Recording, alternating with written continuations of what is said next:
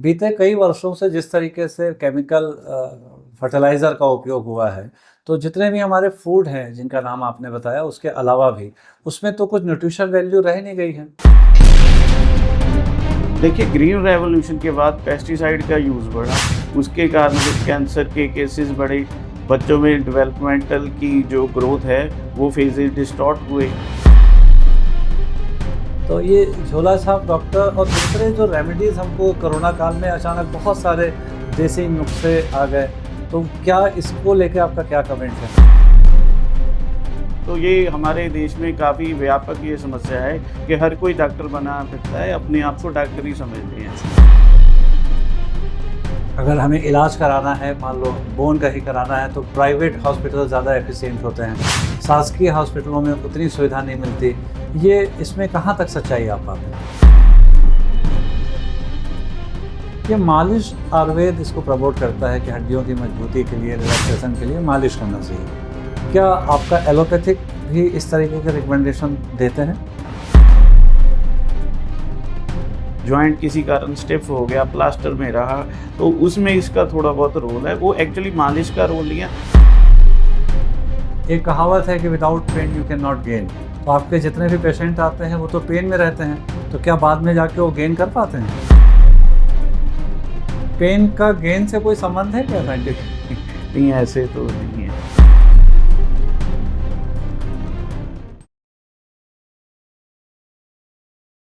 नमस्कार दोस्तों, मैं गगन अवस्थी एक बार फिर टी एंड टॉक के एक बेहतरीन मंच से आप सभी का स्वागत करते हैं।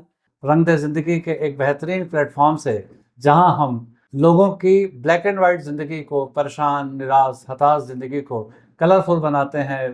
तो दोस्तों, ये हम सब जानते हैं कि ज़िंदगी में दो ही प्रकार के दर्द होते हैं, एक दिल का दर्द होता है और एक हड्डियों का दर्द होता है, जो हमारे जीवन को थोड़ा मुश्किल में डालता है। तो आपकी एक दर्द का इलाज तो हम करते हैं कि आपको मिलवाते हैं भारत के विख्यात orthopaedic surgeon doctor Prabhjot Singh साहब से।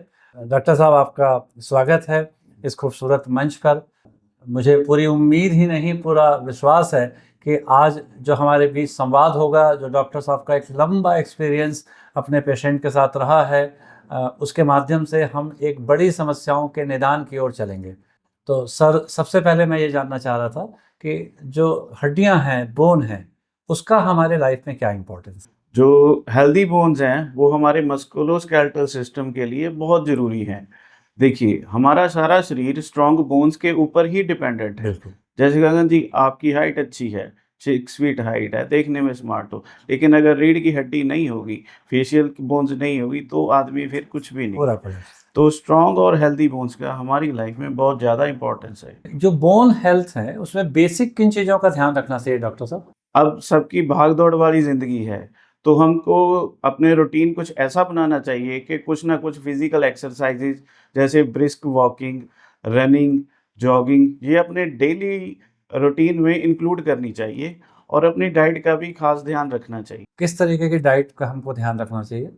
हमें कैल्शियम और प्रोटीन रिच फूड लेना चाहिए और हैबिट बनानी चाहिए कि हमारी डाइट कम से कम बैलेंस्ड रहे तो सही, तो ये कैल्शियम और प्रोटीन उसमें पूरे होने चाहिए। जैसे अगर हम सामान्य भाषा में बात करें तो कौन-कौन सी चीज़ें हमें लेनी चाहिए, अगर वेज नॉन-वेज को मिला के भी बात कर लें तो? वेज और नॉन-वेज दोनों तरह का ही फूड खाना चाहिए बैलेंस डाइट के लिए। वेज डाइट में हमें आ जाता है कि जैसे बीन्स हो गई, काले चने हो गए, सफ़ेद चने हो गए, राजमा की दाल हो गई और छिलके वाली दालें हो गई और सोयाबीन हो गया। ये हमारी डाइट के लिए काफ़ी अच्छे हैं। इवन जो हरे मटर हैं, वो भी अच्छा है, दही बहुत अच्छा है। नॉन-वेज में हमें एग्स हो गए, फिश हो गए, मटन हो गया, ये हमारी जी। डाइट में बैलेंस तरीके से इंक्लूड करना चाहिए। डॉक्टर साहब, आप बहुत अच्छे से अवेयर होंगे क्योंकि आपका ये फील्ड है।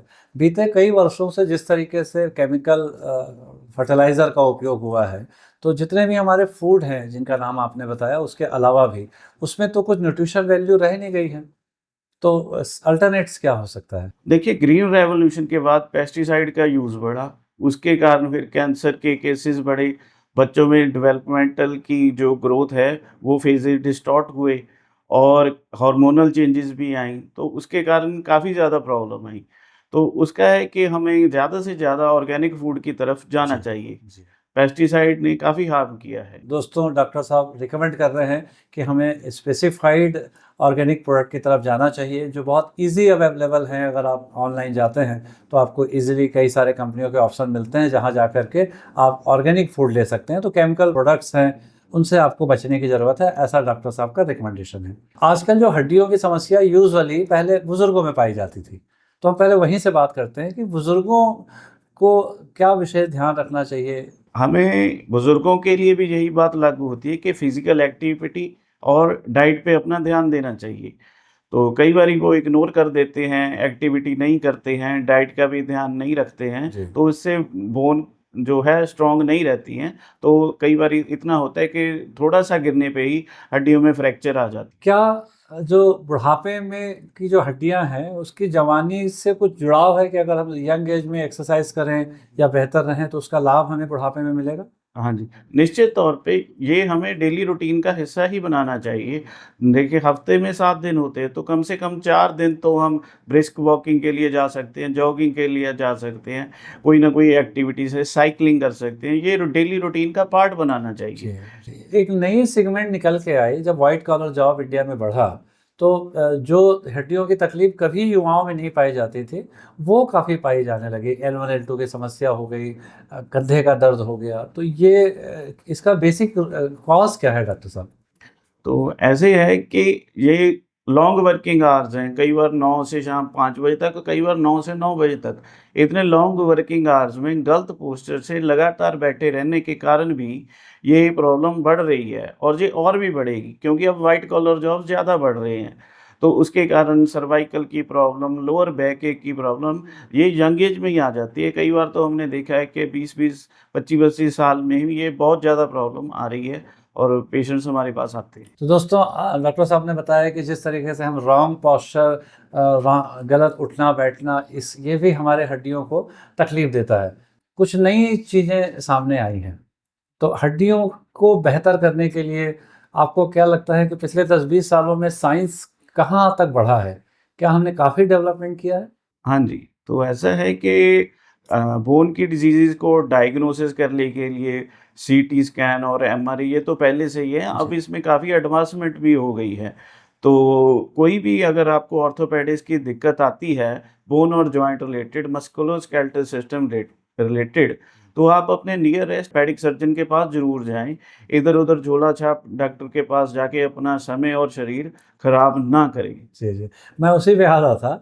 तो ये झोला छाप डॉक्टर और दूसरे जो रेमेडीज़ हमको कोरोना काल में अचानक बहुत सारे देसी नुस्खे आ गए, तो क्या इसको लेके आपका क्या कमेंट है? ऐसा है कि कई बार तो मरीज हमको आके डॉक्टर की तरह सलाह देते हैं, तो ये हमारे देश में काफ़ी व्यापक ये समस्या है कि हर कोई डॉक्टर बना फिरता है, अपने आप को डॉक्टर ही समझते हैं। जी। तो इससे क्या होता है कि एक तो बीमारी का डायग्नोसिस लेट हो जाता है, तो इधर-उधर धो झोला-छाप के पास चले गए या अनट्रेन्ड डॉक्टर के पास चले गए, आरएमपी के पास चले गए, तो उससे डायग्नोसिस लेट होगा तो डिज़ीज़ का ट्रीटमेंट भी लेट शुरू होगा। तो तो लोगों की एक्सपेरिमेंट्स इग्नोरेंस के कारण और ये उसका भरपूर फ़ायदा उठाते हैं और अपनी सेहत का मरीजों की सेहत का नुकसान करते हैं। ठीक है दोस्तों, ये बात डॉक्टर बहुत अच्छे तरीके से, बहुत स्ट्रांगली हम सबको मैसेज दे रहे हैं कि जो ह्यूमन बॉडी है, ये बहुत ही खूबसूरत है, बहुत प्रीशियस है। हमको इसके साथ एक्सपेरिमेंट नहीं करना चाहिए। पूरा साइंस है, पूरे इफ़ेक्टिव सर्जन्स हैं, डॉक्टर्स हैं, उनके साथ हमको अपनी ज़िंदगी को लेके चलना चाहिए, अपने हेल्थ को लेके चलना चाहिए।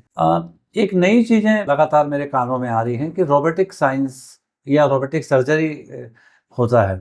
क्या है डॉक्टर साहब ये रोबोटिक सर्जरी? हाँ जी, ये न्यू एडवांसमेंट्स हैं। ये अब हमारे सभी शहरों में ऑलमोस्ट आ गई हैं। ये रोबोटिक असिस्टेड सर्जरी होती है। ये रोबोट नहीं करता, वो असिस्ट कराता है। कंप्यूटराइज़्ड सिस्टम के माध्यम से 3D पिक्चर पहले बनाई जाती है, बोन और जॉइंट की सारा। तो फिर उसका बहुत ही प्रिसाइज़ तरीके से ऑपरेट किया जाता है। उसमें इंसिजन का साइज़ भी छोटा होता है और रिकवरी भी फास्टर होती है और जो इम्प्लांट चूज़ करना है, जैसे घुटना है, जैसे चूला है, कूला बोलते हैं कई बार कई स्टेट्स में उसको, तो उसका जब रिप्लेसमेंट होते हैं सबसे ज़्यादा यूज़ उसका उसमें किया जाता है। तो एग्ज़ैक्ट कौन-सा इम्प्लांट चाहिए, कौन-सा साइज़ चाहिए, तो वो उससे पहले ही प्री डिटरमिन्ड हो जाता है रोबोटिक सर्जरी से। ये डायग्नोसिस को बेहतर करने में मदद करता है। ट्रीटमेंट में बहुत बढ़िया रहता है ये, ट्रीटमेंट से। और पेशेंट की रिकवरी भी थोड़ी फ़ास्ट होती है इससे। तो क्या ये आम आदमी के लिए अफोर्डेबल है? हाँ जी, ये अफ़ोर्डेबल है, जो हमारे देश के प्रथम मेडिकल कॉलेजेस हैं, उसमें तो ये आ गई है। ये अच्छा, ये फ्री ऑफ कॉस्ट अवेलेबल है। गवर्नमेंट कॉलेजेस में तो ये free of cost he available होती है। मोस्टली अब आयुष्मान भारत बीमा योजना के अंडर चूल्हे की रिप्लेसमेंट और घुटने की रिप्लेसमेंट वो फ्री ही होती है। ठीक है। क्या मैं ये जान सकता हूँ कि एक ऐसा परसेप्शन क्यों बना हुआ है, अगर हमें इलाज कराना है, मान लो बोन का ही कराना है, तो प्राइवेट हॉस्पिटल ज़्यादा एफिशिएंट होते हैं, शासकीय हॉस्पिटलों में उतनी सुविधा नहीं मिलती। ये इसमें कहाँ तक सच्चाई आप पाते हैं? पिछले कुछ सालों से खास करके ये आयुष्मान भारत बीमा योजना आने के बाद तो सरकारी अस्पतालों में भी बहुत ज़्यादा अच्छी फैसिलिटी मिल रही है, और रूटीन में बहुत ज़्यादा वहाँ भी ऑपरेट हो रहे हैं, ट्रॉमा के भी और जॉइंट के भी ऑपरेट हो रहे हैं। तो पहले से स्थिति बहुत ज़्यादा बेहतर हुई है। क्या-क्या सुविधाएँ, अगर आपकी जानकारी में हो, कि क्या-क्या सुविधाएँ शासकीय हॉस्पिटल में अवेलेबल हैं आम आदमियों के लिए? हाँ जी, ऑर्थोपेडिक्स में कोई ट्रॉमा का आ गया, कोई फ्रैक्चर केस आ गया, कोई एक्सीडेंट के केस के कारण हड्डी का फ्रैक्चर हुआ है, तो वो सारा कुछ ऑलमोस्ट सभी तरह के ऑपरेशन आयुष्मान भारत बीमा योजना के अंडर कवर रहते हैं। इस योजना का हर स्टेट में थोड़ा-सा बदल-बदल के नाम है, पर मेन ये आयुष्मान बीमा योजना। ठीक है। डॉक्टर साहब, एक बहुत बड़ी चीज़ मैंने व्यक्तिगत तौर पे देखी जब मेरा 2 बार एक्सीडेंट हुआ, कि जैसे ही हड्डियाँ टूटती हैं तो तुरंत हम प्लास्टर कराते हैं या सर्जरी कराते हैं। वो प्रोसेस तो हो जाता है, लेकिन उसके बाद जो फिज़ियोथेरेपी का जो प्रोसेस है, उस पे ज़्यादा स्ट्रॉन्गली रिकमेंडेशन नहीं मिलता, या वो डिग्रेड हो जाता है, जबकि उसके बगैर तो चीज़ें अधूरी हो जाती हैं। सर्जरी और प्लास्टर के साथ में उतने ही इम्पोर्टेंस के साथ में फिजियोथेरेपी को इम्पोर्टेंस क्यों नहीं दिया जाता? नहीं, निश्चित तौर पे फिज़ियोथेरेपी का बहुत अच्छा इम्पोर्टेंस है। ख़ास करके जब प्लास्टर रिमूव हो जाता है वो, तो जिस भी जॉइंट पे लगा होता है वो स्टिफ़ हो जाता है। तो उसको खोलने के लिए फिज़ियोथेरेपी की एक्सरसाइज़ेज़ बहुत ज़्यादा कारगर रहती हैं। तो एज़ ऑर्थोपेडिक सर्जन हम भी उनको सारी एक्सरसाइज़ेज़ बता देते हैं। फिर थोड़ा पेशेंट को भी अपनी थोड़ी हिम्मत मारनी पड़ती है, तो उसकी भी विल पावर चाहिए कि वो एक्सरसाइज़ेज़ को नियमित तौर पे और ठीक तरीके से करे।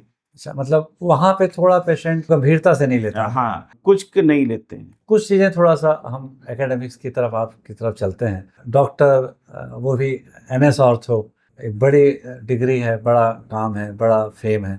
तो जब आप सोचते हैं कि मैं डॉक्टर हूँ, तो पर्सनली क्या फ़ील होता है आपके मन में? ये तो बहुत अच्छा फ़ील होता है जी। पेशेंट हमारे पास आता है फ्रैक्चर के साथ, ट्रॉली पे आता है, स्ट्रेचर पे आता है, उसका हम ऑपरेट करते हैं। जैसे मान लीजिए उसकी जाँघ की हड्डी टूट गई है, लात की हड्डी टूट गई है, वो बिल्कुल बेजार होता है, पड़ा होता है। फिर जब ऑपरेट हो जाता है, छुट्टी हो जाती है, फिर जब हमारे पास फ़ॉलो-अप पे आता है, अपनी टाँगों पे खुद चल के आता है, हमें बहुत ज़्यादा सैटिस्फैक्शन बहुत, मिलती है, बहुत बड़ा काम है। और उसके चेहरे की खुशी देख के भी हमें बहुत तसल्ली मिलती है। बहुत बहुत बड़ा काम आप कर रहे हैं, और देश पूरा मेडिकल साइंस और सभी डॉक्टर का पूरा पूरा राष्ट्र आपको सैल्यूट करता है, इसमें कोई शक की बात ही नहीं है। युवाओं में बड़ा क्रेज है डॉक्टर बनने का। नए जो बच्चे आ रहे हैं इस प्रोफेशन में, उनको आप क्या मैसेज देना चाहेंगे? ये जो ऑर्थोपेडिक्स ब्रांच है जी, ये काफ़ी सिंसियर ब्रांच है। तो पेशेंट को जो सलाह देनी है, ज़रूरी नहीं है कि हर पेशेंट आपसे ही इलाज करवाएगा और या आपसे ही ऑपरेट करवाएगा। उसने बहुत जगह से सलाह लेनी होती है। तो आपकी गाइडेंस सही होनी चाहिए, फैक्ट्स पे बेस्ड होनी चाहिए, और पेशेंट को लिए हेल्पफुल होनी चाहिए।